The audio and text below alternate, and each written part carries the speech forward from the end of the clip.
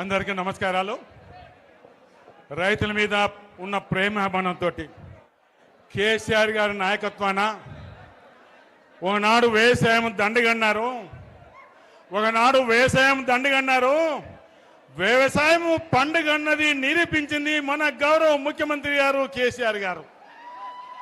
కేసీఆర్ గారి నాయకత్వాన కాళేశ్వరం ప్రాజెక్టు కట్టి రాష్ట్రంలో 40 లక్షల ఎకరాలకు నీరు అందించడానికి ఏది కృషి చేసిన మహోన్నత వ్యక్తి కేసీఆర్ అనే మాట కూడా గుర్తుపెట్టుకోవాలి. ఆ కాళేశ్వరం తోటి 15 జిల్లాలకు నీరు అందించే బృహత్తరమైన కార్యం 83,000 కోట్లతోటి ఖర్చు పెడితే 1,00,000 కోట్లు దోచుకున్నారని స్వయంగా రేవంత్ రెడ్డి గారు మాట్లాడుతుందంటే ఆయనకైనా అవగాహన ఉందా, బుద్ధి లేదా? ప్రజలకు గుణపాఠం చెప్పాలి.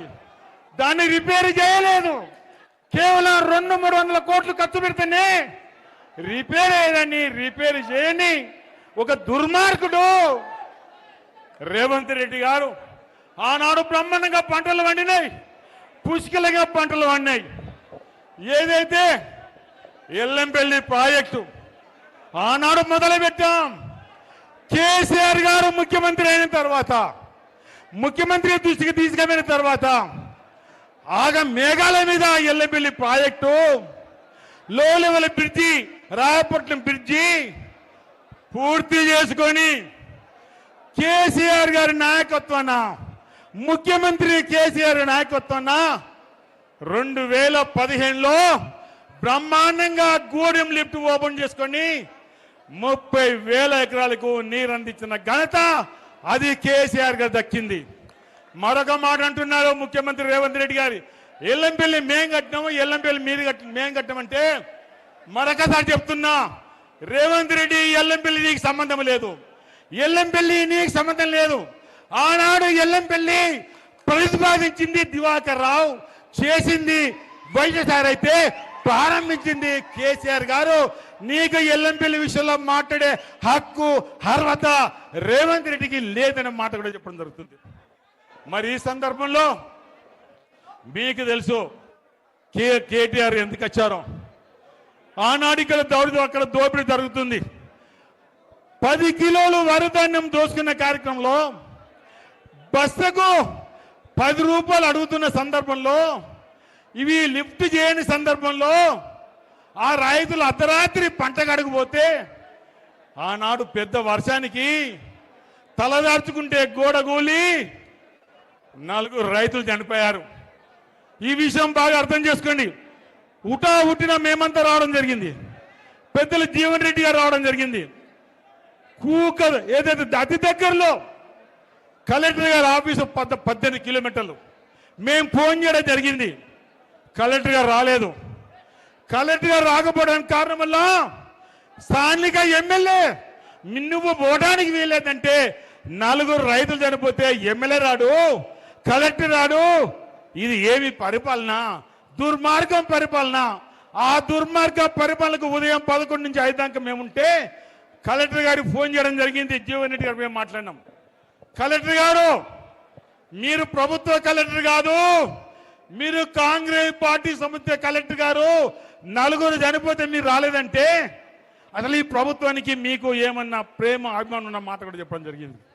అప్పటికప్పుడే మేము కేటీఆర్ గారికి ఫోన్ చేయడం జరిగింది. జీవన్ రెడ్డి గారు మేము ఒక మంచి ఆలోచనతో కేసీఆర్ గారి నాయకత్వాన రైతుల్ని ఆదుకుంటాము, ఒక్కొక్కరికి 5 లక్షలు అని చెప్పడం జరిగి ఇవ్వడం వచ్చారు.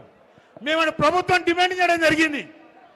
ఒక్కొక్క రైతుకు 50 లక్షలు ఇవ్వాలంటే కలెక్టర్ గారు మాటిచ్చారు, జేసీ గారు మాటిచ్చారు.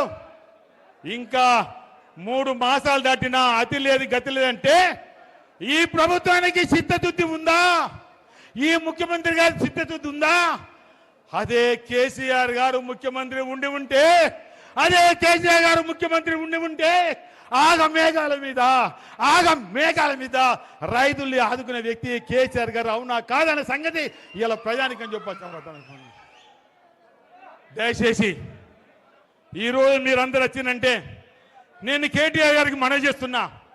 కేటీఆర్ గారికి చేతి తోడించి మనం చేస్తున్నా 2.5 సంవత్సరాల కాలంలో మా కార్యకర్తలు ఆ గోస ఇంత అంత కాదు. అంటే ఆ అంటే జైలులో పెట్టారు. 30-40 రోజులు జైలులో ఉన్నారు.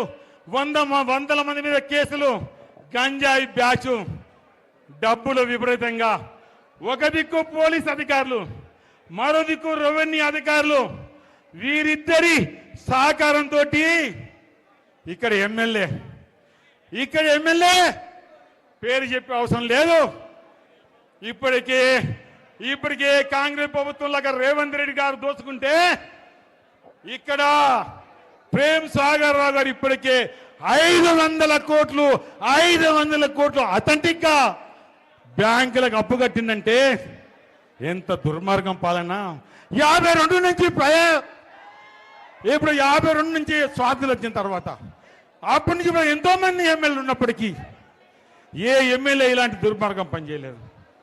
ఈ రకంగా చేసే వ్యక్తికి, పార్టీకి, ప్రభుత్వానికి గుణపడని చెప్పాలి, రేవంత్ రెడ్డి గారికి గుణపడని చెప్పాలి. మళ్ళీ ఈరోజు రైతాంగం కోరుకుంటున్నారు, మళ్ళీ రావాలి, కేసీఆర్ గారు రావాలి అనే రైతాంగం కోరుకుంటున్నారు. ఈ సందర్భంలో మొక్కవోని ధైర్యంగా నిరంతరం కేటీఆర్ గారి మీద, మన బీఆర్ఎస్ నాయకుల మీద ఏ రకంగా కాంగ్రెస్ పార్టీ దుష్ప్రాసం, అడుగున అడ్డంకులు, అడుగున అరెస్టులు చేస్తామంటే ఏమంటున్నాడు మన యువ నాయకుడు కేటీఆర్ గారు? ఏది చేసినా భయపడం లేదు, జైల్లో పెట్టినా భయపడం లేదు. మేము ఆనాడు ఒకడు బయలుదేరి తెలంగాణ తెచ్చిన కేసీఆర్ గారి బిడ్డగా నేను ముందున్నా అనే మాటలు కేటీఆర్ గారు వింటుంటే మేమంతా మీకు అండగా ఉన్నాం. కేటీఆర్ గారు, మేమంతా మీకు అండగా ఉన్నాం. ఈ తెలంగాణ గడ్డ మీద పుట్టిన ప్రతి బిడ్డ మీకు అండగా ఉంది. ముందుకెళ్ళండి. జైల్లో పెట్టినా భయపడలేదు, ఏదైనా భయపడలేదు. మళ్ళీ కేసీఆర్ పాలన రావాలి అనే ఆలోచన ఉన్నారు. ఈ సందర్భంలో పెద్ద ఎత్తున వర్షంలో కూడా మీరు అందరు వచ్చారంటే మరొకసారి మీకు జోడించి మీ అందరికీ నా పాదాభివందనాలు.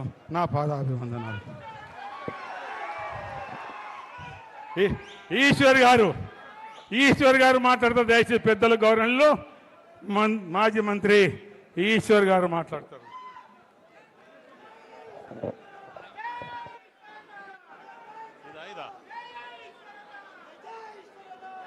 ఈరోజు లక్షట్పేట పట్టణంలో